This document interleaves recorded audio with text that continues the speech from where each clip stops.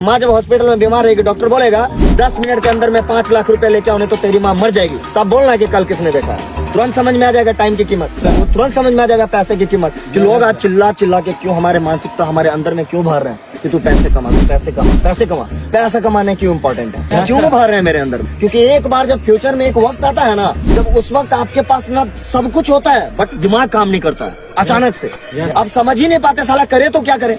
10 साल 20 साल की जो डिग्री आप ले रहे हैं, उस डिग्री के बाद आप नौकर ही बन रहे हैं, आपको कोई गुलामी ही करवा रहा है। आपको कोई डिग्री लेके और आपको 35,000 में 12 घंटा खरीद लिया, बेहतर उससे है ना कि साल 2 साल आप एक ऐसी इंडस्ट्री, डायरेक्ट सेलिंग इंडस्ट्री में मेहनत करो, साल 2 साल अपने अप्लायंस की बात मानो। और दुनिया क्या कह रही है, इधर से कोई आके कह रहा है इंडस्ट्री खराब, बोले भाग तेरी के, तेरा बाप का पैसा लेके आए थे। इधर से कोई बोल रहा है खराब, बोले तू भाड़ में जा।